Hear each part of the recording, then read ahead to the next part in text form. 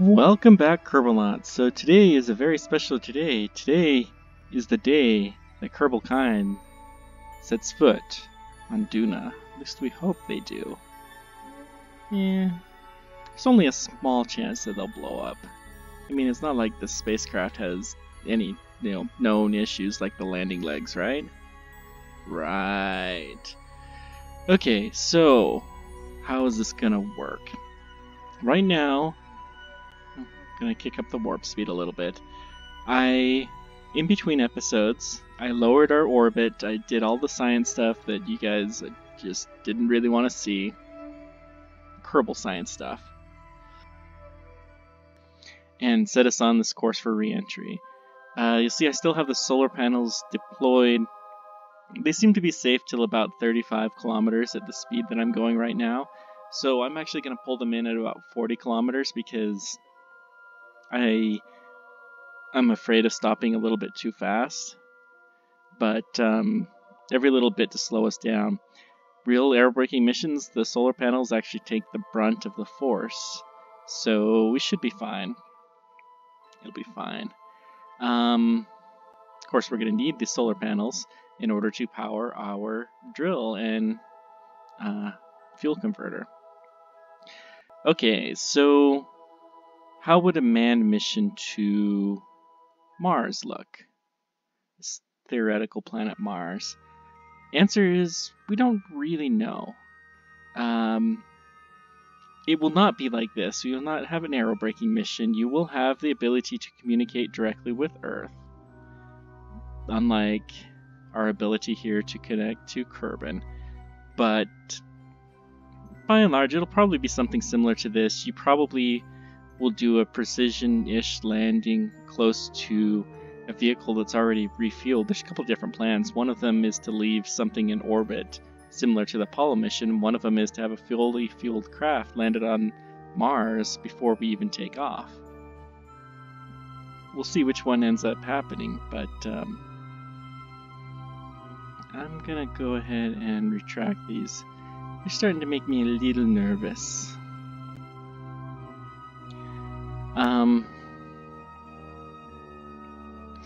The Elon Musk plan is pretty similar to a plan that was first proposed by Robert Zubrin, which is called The Case for Mars. Excellent, excellent book for any of you guys that are interested in this kind of stuff. I can't recommend it enough. I'll try and remember to leave a link in the description. So, The Case for Mars, it presents basically a two-stage mission to Mars. You send your spacecraft that's going to be refueled with some supplies to Mars first. I'm still playing high.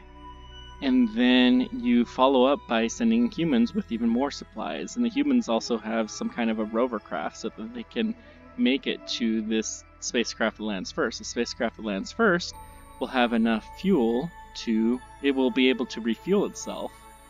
And so when the humans land, they will have enough fuel to make it to Earth. And it will be a complete system. It should work out pretty great. Elon Musk doesn't have that specific of a plan, but he's planning on having a vehicle that can fuel itself up launch that is nicknamed the Big Falcon rocket. You can substitute the Falcon for another word if you want to, but I'm not going to.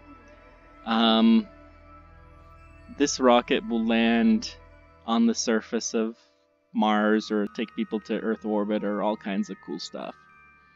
We'll see how that works. How are we coming along? We're going to land in the daytime. That's good. Modifications. I changed most of these parachutes so that they will open at a... I did not change these. Whoops. I'm going to do that really quick. We want to have plenty of time to slow us down. And it's good to kind of stage these out a little bit. Especially, we're starting to get a little low now. Oh boy. I should have done this earlier. Sorry about this. But now you'll know. The parachutes open higher than you do on Kerbin because you need more time to slow down. There are other ways to do it, but This is the way that I prefer. And this is going to be a hodgepodge. That'll have to do. How are we coming? Oh, we also need to not separate the final stage, because this thing, I don't think it could land, let alone. So we're going to slow down a little bit so that we're slow enough to safely deploy our parachutes. And plus we kind of need to burn a little bit of extra fuel, so look at all these parachutes.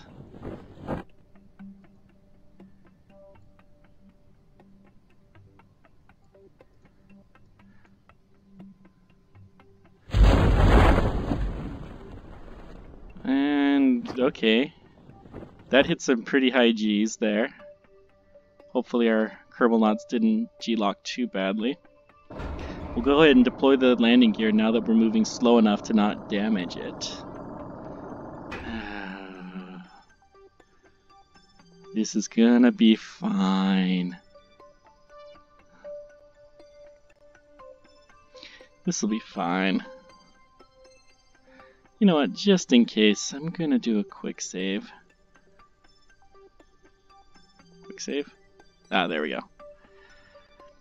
But we're gonna have to slow down once we get close, because remember that our spacecraft can't actually safely land on all of this. Oh, we're in one of the canyons, cool. So that's the 700 meter. So it should take us about another minute to land.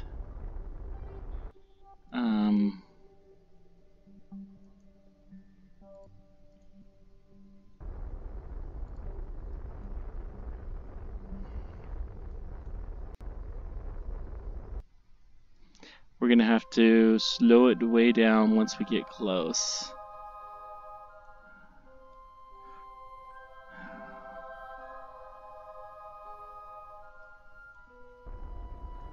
Let me figure out what our throttle is that we need to slow this down to about 1 meter per second.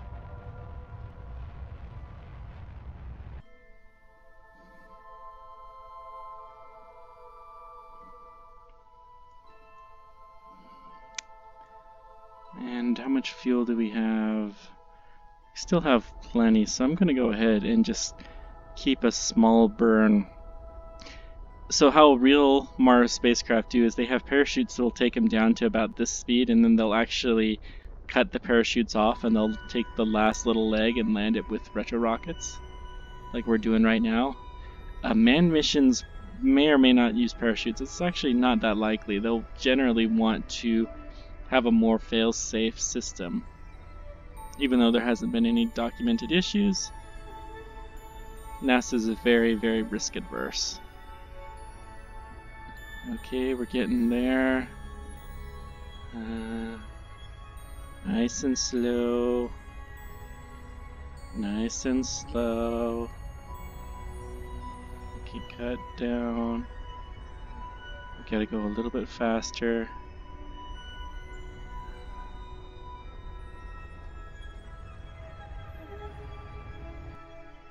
Hey, we did it! Ah, I was worried about that. And welcome to Duna. So, first order of business. Let's deploy our solar panels. That's our first order of business. And the great people of Kerbin are excited. There's much, much rejoicing. Even though they haven't sent anything. I guess they'll only be excited when we get back. Deploy the drill. And start harvesting. Alright. So we will fuel up our spacecraft. We didn't actually need monopropellant, that's good. So we'll start converting it, and yeah, this is totally stable. So in situ resource on Mars, there are some areas where you could dig out ice, and that'll be helpful. Most of the fuel, though, the oxygen, will come just from the atmosphere. Doesn't need anything special at all. And the fuel can partially be created from the atmosphere. The Mars, of course, has a carbon dioxide atmosphere, and that is most of the products that you need to make a lot of really useful types of fuel. Okay, we made it. Yay! Let's collect our science. We did not do any. Wow, that's a lot. Any collecting of science from. We did very little, I should say, science from the low atmosphere, because I was concentrating on landing this craft. We'll try and do some when we leave, if I can remember to do it. The only thing that we did do was get our surface sample, or material bay.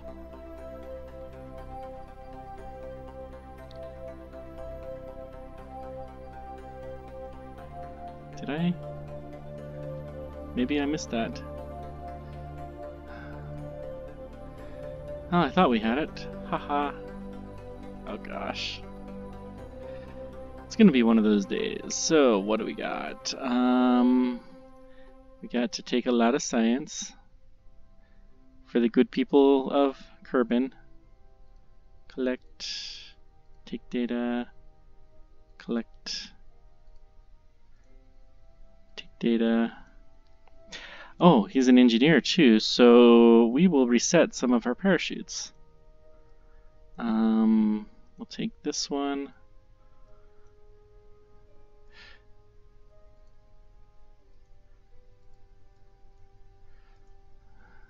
We're going to have to repack some of these on orbit. Engineers, one of the biggest uses that they have in this game is the ability to repack a parachute. Maybe we can do. They can also change tires. And they can, in theory, fix landing legs. Although, not if they're done too poorly. Okay. I guess we just have a long reach. Let's go ahead and take a surface sample. Yeah, like that could really happen like that. Let's do an EVA report. We are gonna take all this data and store it. So Duna is just about the heaviest planet that you can actually use RCS. It's very slow, not super efficient, but it works.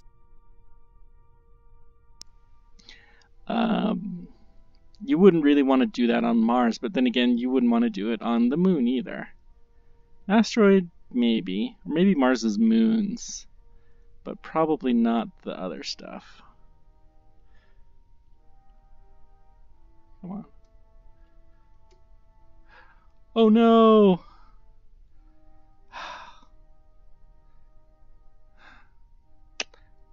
Whoops. I was trying to turn on the RCS before I had that happen. It's too bad they can't fix solar panels.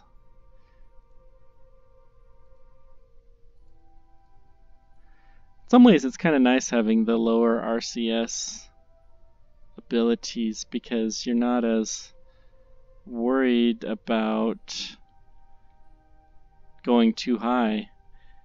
It's easier kind of to throttle. F grab.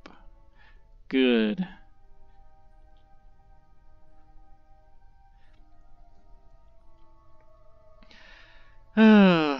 Well, we didn't really need 3 solar panels, did we? Nah. And we are now good, I believe. So, it's gonna take us a while to get our fuel up, and not a whole lot that can really be done. Let's just see where we landed. Oh, okay, so we're in this canyon here. That's why. We're pretty low for the Midlands, really.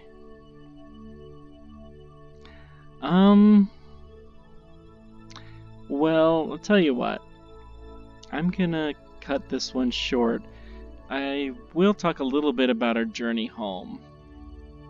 So, okay, we'll take a look and see where the planets are aligned here. Here's Kerbin. If we tried to get home now, it would take a lot of fuel. There's two general ways you can get back to Mars. There's two general plans. There's the conjunction plan and the opposition plan. The opposition plan will have a shorter stay on Mars. It will make up for that by getting back to Earth sooner, but it does that by going into the inner solar system and spending a year and a half in deep space. The conjunction approach is you wait until the optimal time is, but you have to spend about 2.5 years on the surface of Mars.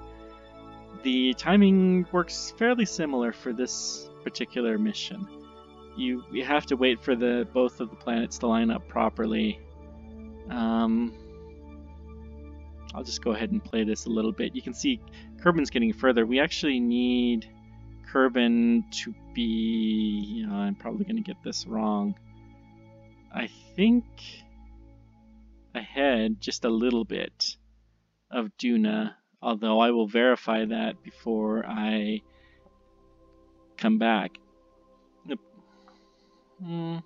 It's actually probably a little behind, because when we'll take a little bit over 6 months, and yeah, because we'll end up about here, and we'll take 6-7 months, and Kerbin will take the same amount of time, so that should do it roughly. We have 2 lines. Yeah.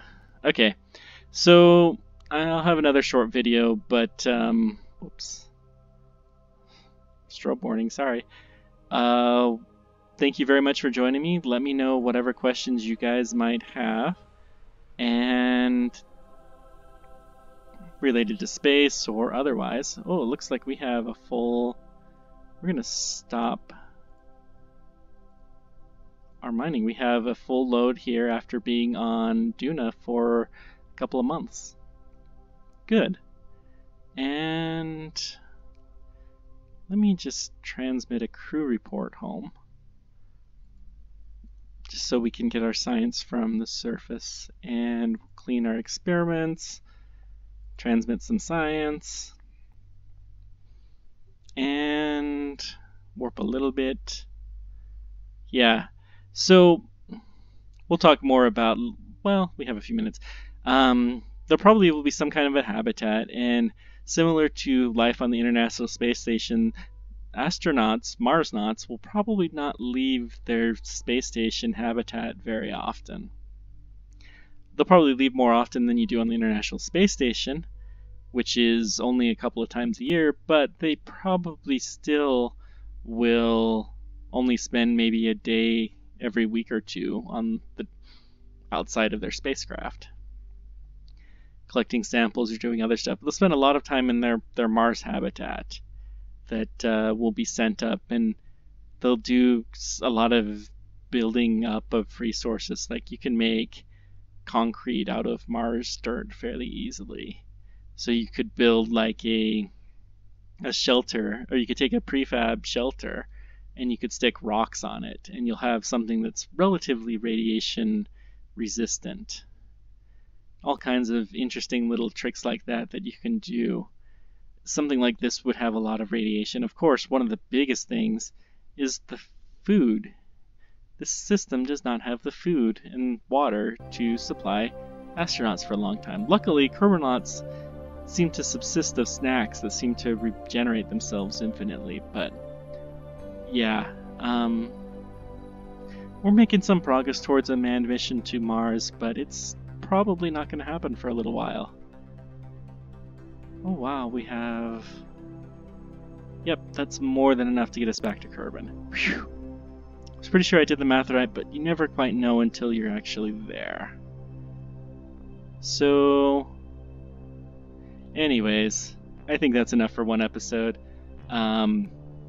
Congratulations, Jebediah, Bill, Bob, and Sonad on being the first Kerbals to make it to Duna. Bill, you forgot to put a flag up. Okay, fine. We'll put a flag up. You can't destroy a solar panel. And then we really gotta call this an episode.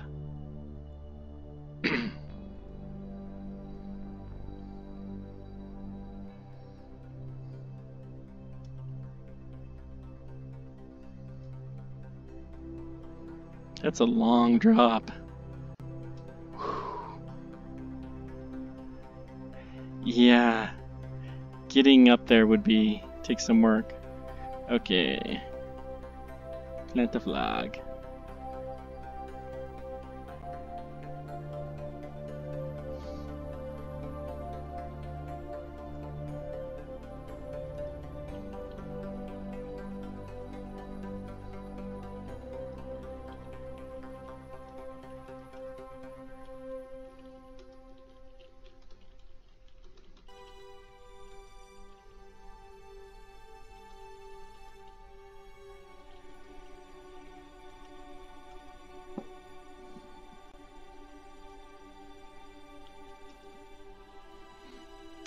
Always gotta have something fun to say. Okay, let's get back in that spacecraft and then we will call it an episode.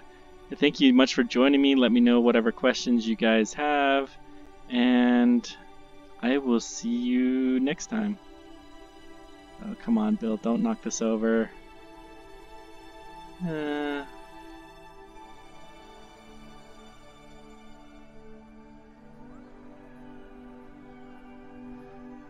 This is not Bill's day. Come on, Bill. You guys don't want to see me. We'll see you next time. Thanks, guys, for joining me.